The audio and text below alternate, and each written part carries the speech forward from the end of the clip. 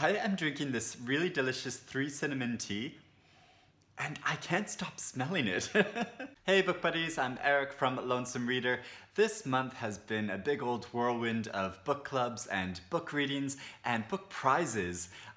Recently there's been even more really interesting sounding book prize lists that have been announced, and I was thinking about making more videos about them. But what do you think? Do you like hearing about book prizes, or are all these lists of books just like a bit too overwhelming? Let me know in the comments below. So I've been doing my best to read some books from these prize lists, as well as reading some other books like on the side. Like I read a couple of classic novels, like I read Frankenstein for the Rediscover the Classic Books campaign that I've been working on. If you want to find out more about this reading group and join in, I'll post a link to a video I made about it in the description below, in case you haven't watched it already. And I also read The Blazing World by Margaret Cavendish, this really weird 17th century feminist utopian novel, which is like considered one of the first sci-fi books ever written. And I read this just because I felt like it, but also recently I went to a feminist book club meeting, which was about the novel Margaret the First by Danielle Dutton. This is a recent novel all about the life of Margaret Cavendish, and so that got me interested again in her life and her work. It's a really fabulous novel, and she's a fascinating woman. And so I set to read this book as part of a buddy read along with Jen from Insert Literary Pun Here and Olive from A Book Olive, or at least we tried to do a buddy read. And here's the thing, so this is why I need to make a confession. I'm really an old man. I don't know if I've turned into an old man recently, or if I was just born an old man and it's only now that the gray and white is showing up in my beard, but yeah, I'm an old man. And so when we set to do this buddy read and we were talking about how we were going to communicate about it, Jen suggested let's use this app called Voxer to communicate about it. And I've never used this app before, and so I downloaded it, and then I was confused because in this app you can send text messages, but you can also send voicemail messages, and so I was a bit confused about how to use it. So this is why I'm like grandpa over here. And I was also really scared every time I opened it. I thought is it recording my voice? Is it gonna send a voice message without me realizing it? Which I know is ridiculous, but just every time I opened it, I stayed really quiet. And I was just generally confused about it. And I was gonna suggest to Jen, can't we just email about it? But then I felt self-conscious because last time I did a buddy read was with Matthew Sharapa, and when I suggested to him, let's email our thoughts about the book that we're reading, and he said, email? That's so old-fashioned. And I was like, oh, I'm just a grandfather. So yes, I'm an old man. I just like using email. I'm just gonna go sit in my rocking chair here and cover myself in a homemade quilt and drink a big mug of Ovaltine. Anyway, The Blazing World is such a strange novel. It's about a woman who's whisked away to the North Pole, and then she finds herself in this bejeweled kingdom where she becomes the supreme empress with these subjects who are talking animals and insects. And the first half of the novel is about these really intense meetings where she cross-questions the leaders in different subjects and fields of study like religion and science and mathematics. And she makes all these big pronouncements, she tells astrologists to stop using telescopes because telescopes are false informers, so they should be destroyed. And there's all this rigorous inquiry into things and all this bad logic. It's fascinating, but I found this whole section a bit difficult to wade through. But then in the second section of the novel, it gets all metafictional, where the Empress wants to record her own kind of Bible, and so she hires a scribe who is actually Margaret Cavendish herself. And so then Margaret Cavendish enters the story, and the Empress and Margaret become really good buddies. And there's this really funny section before she takes on Margaret for this job where she considers using all these famous thinkers and philosophers to be her scribe, like Aristotle and Galileo, but then she decides that she can't use them because they're too self-conceited. So Margaret and the Empress become best friends, and they create worlds within worlds, and it's just a wild story. And even though it was published in 1666, it still feels so like fresh and surprising and odd, and it's like nothing I've read before. And I read Frankenstein by Mary Shelley, which was first published 200 years ago this year. And here's a really weird coincidence about reading these two books side by side with each other, is that they both begin in the North Pole. Like Frankenstein begins with this explorer named Robert who comes across Dr. Frankenstein chasing his monstrous creation into the Arctic, trying to destroy him. It just seems really striking that two seminal classic books written by women both begin in the North Pole. And I have to say, I found Frankenstein a much easier read. It was much more pleasurable and like easy to read. The story and plot is just much more straightforward. It has a different kind of emotional core and is really easily relatable. It's about a doctor who creates this man and then discards him, so that this new man has to make his own way and try to learn about society and language. And there's this really moving section where he lives for a long time beside this family, and he observes their life and wishes he could be a part of it, but knows that he can't be because he looks so hideous that he knows he'll be instantly rejected. And there's just so much in it about alienation and what it means to be human and what it means to be part of a community and society and the sacrifices we have to make in life to try to achieve our ambitions. So it's great, and there's a reason why it's still such an influential novel. Like even the director Guillermo del Toro, he thanked Mary Shelley in his acceptance speech when he won the BAFTA for Best Director for his film The Shape of Water recently. So it's still a very influential novel, and it's an answer I'm going to add to my Future Classics book tag that this is definitely a novel that's still going to be around in 50 years' time and 150 years' time. And I also read a recent book on the Booker International Prize longlist, which is Frankenstein in Baghdad by Ahmed Saadawi. And I want to talk about this book in relation to Mary Shelley's Frankenstein. But I want to talk about something first that I found a bit troubling, because it just happened that around the same time as I was reading Frankenstein in Baghdad, I was also reading Home Fire by Kamila, Shamsie, because this is on the long list for the Women's Prize for Fiction. And so something I found a bit unsettling about reading both of these books like side by side is that Frankenstein in Baghdad is about suicide bombers in the city of Baghdad. And main plot line in Home Fire is about a boy who becomes inducted into jihadism and terrorism. And don't get me wrong, these are both really great novels in different ways, and I don't begrudge the authors writing about these subjects. They should be written about. Religious extremism is a big issue in these countries, and these novels explore these themes in like really interesting, complex ways. But it strikes me, particularly because these novels are on two separate book prize lists, and I think they're the only novels on their respective lists that deal with Middle Eastern countries.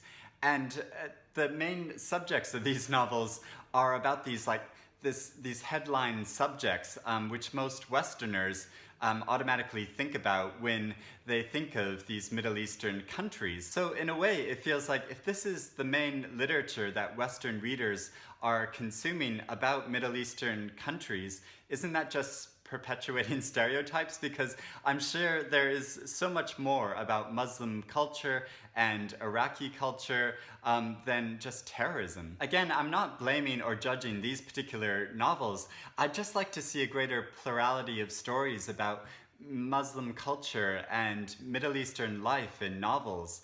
Does that make sense? And it just seems really striking that on two really big book prize lists that these are the novels from the Middle East that are sort of like representing that culture. And I don't think that these novels should have to represent everything from that culture, but it would just be better to see, you know, like a diversity of subject matter and themes about that life. Are there any novels about the Middle East that you know about and that you'd recommend which don't deal with terrorism?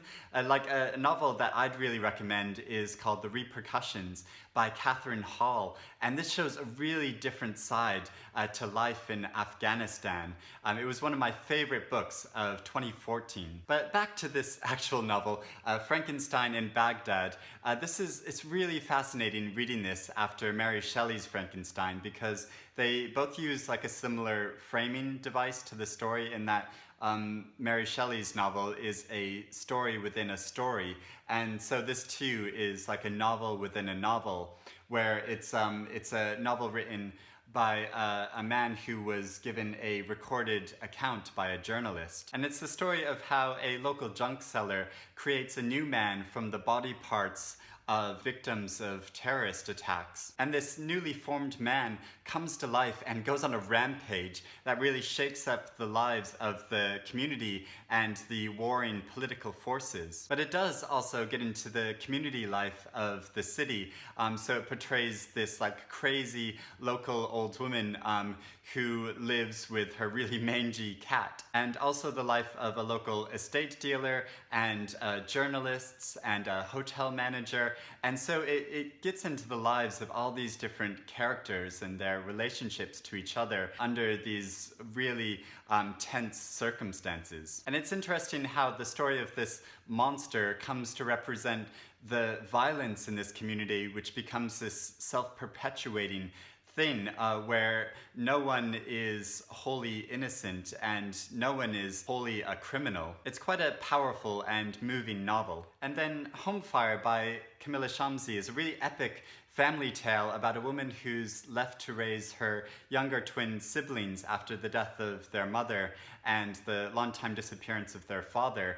And she's finally able to begin her life and start her life once the younger twins come of age. And so she can finally go to university and study the way she always wanted to. It's a contemporary reimagining of the Greek myth Antigone, but I won't get into the parallels with the Greek myth because I just don't know enough about that Greek myth, and a lot of other people have already talked about that. But I thought it was a really fascinating tale in itself. Like, it was really gripping. I was like constantly wondering what was gonna happen next, and so it was like a real page turner. And I like how the narrative is split between different characters where each of their narratives felt equally engrossing, and it's a complex romance, and it's about a family splintered apart. And I like how it reminded me about the indignity that a lot of Middle Eastern people face when traveling in Western countries, where they're frequently stopped and subjected to really like humiliating searches. It begins with a woman traveling to America and the tension of being cross-questioned, and she's made to miss her plane. So I was nervous about starting this novel because I had read a novel by Shamsie before and hadn't hugely enjoyed it, but I thought this novel was spectacular and a really gripping read. And I read two other novels on the long list for the Women's Prize for Fiction. So there's Three Things About Elsie by Joanna, and this is a really moving story about a woman who lives in an assisted apartment complex for elderly people. And even though there's a cake on the cover, it deals quite seriously with issues about memory loss and about support for the elderly community. There's also a mystery element about the central character of Florence's past and a twist. And I might be wrong, but I felt like the twist was quite like you could sort of predict it from quite early on, but then there are further twists. And so like I feel like that was almost intentional, that it was supposed to sort of like lead you to that. But I also think this novel is just really entertaining and good fun. And I loved feeling this close to Florence's character. Like, she's really relatable. Like, it might be that I'm not actually an old man, but I'm an old lady on the inside. Because I always have these fantasies about being an old lady. Like, you know that scene at the beginning of Edward Scissorhands where Winona Ryder is in old lady drag? Snuggle in, sweetie. It's cold out there. And I just often fantasize about being really old and staring out a window really mournfully and being like, it all happened so many years ago. Is that weird? Like, and I don't mean to be glib, because like I know there's a lot of difficulties that come with old age, but part of me is just so attracted to that sense of being so firmly entrenched in your life and your sense of being that you can just say what you want and not bother with stupid people and just not give a damn. And I also read The Idiot by Elif Batuman, which is also on the long list for the Women's Prize for Fiction. And this is at the opposite end of the life spectrum from Elsie, because it's all about the life of a freshman at Harvard University. And she doesn't know anything about life or what she wants to do with her life. And in some ways, I had a really personal reaction to this novel because it's set around the same time that I first went to university, around the mid-90s. And it's also set in Boston, and I went to college in Boston. So I related to it on that level, and I also loved how the main character of Selin, she takes a Russian language class where she's learning the language, and they use as an exercise this thing called the story of Nina, where they read about Nina's life and how she's chasing after this love of her life. And but it's phrased in this sort of awkward way where people are declaring things in a very obvious way to help them learn the language. But it's really non-naturalistic and becomes really absurd. And so it reminded me of one of my favorite writers, who is Eugene Ionesco, who wrote this play called The Bald Soprano, which is all about that subject of trying to learn the English language. And he has these characters reciting these very obvious and declarative things that they would already know. But it just devolves into this state where language actually breaks down.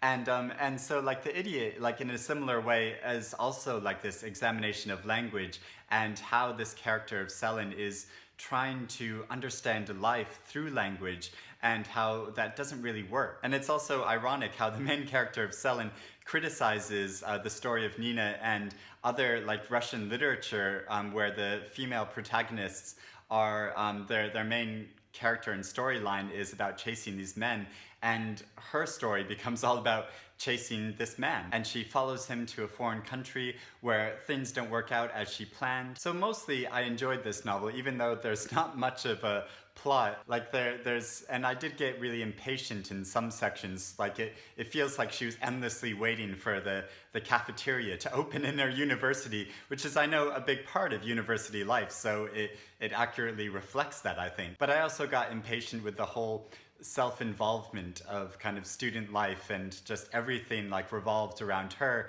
and also with her privilege that she just sort of took for granted. So this book was all right, but I don't think it really justifies its length. I also read Tell Me How It Ends, an essay in 40 questions by Valeria Luiselli.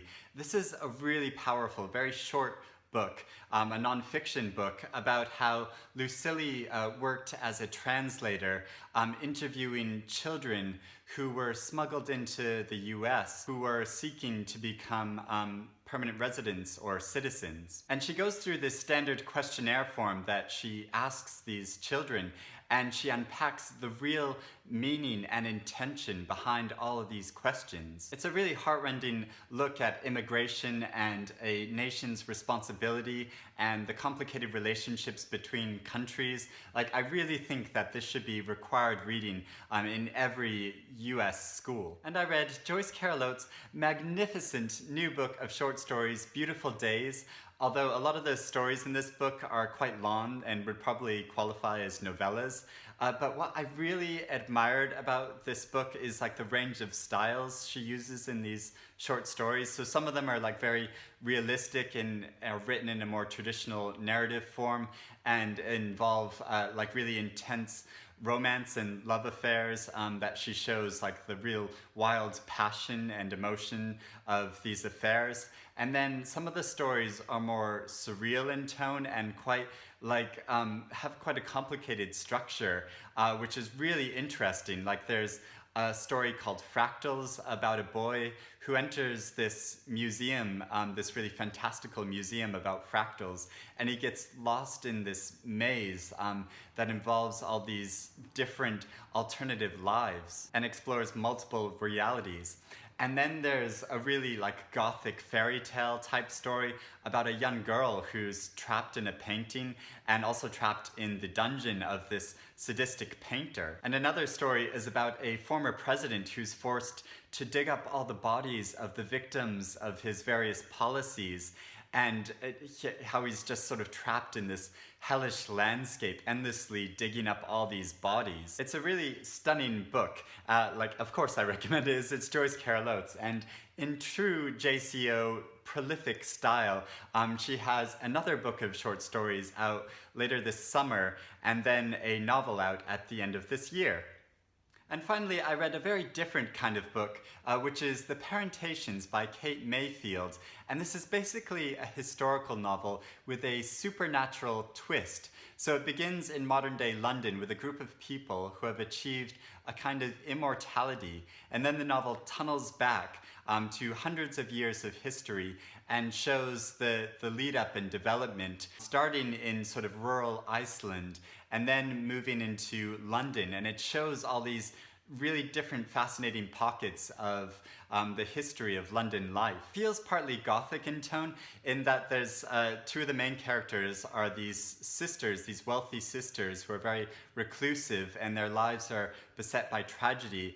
And then another main character is a Chinese boy who is gay, and about the complications of the various affairs he has while same-sex acts are still illegal in Britain. It's one of those novels that is just so immersive, and I just didn't stop wanting to read this story. So that's what I've been reading. If you want to know more of my thoughts about these books, I'll put links to my full reviews in the description below. But let me know what you've been reading. What have you been enjoying recently, and how are you? Let me know in the comments below. It's just nice to have a chat. But I hope you have a wonderful Easter. Like a lovely memory that I have, and like something I really love about Easter when I was growing up, is that my parents always included books in my Easter basket alongside candy. I mean, I love candy, but like I loved getting books too, and I thought that was such a lovely thing to do, and something that like I think probably not many parents actually do, is put books in Easter baskets. So I hope the Easter Bunny brings you lots of new books, and I'll speak to you again soon. Happy reading, everyone.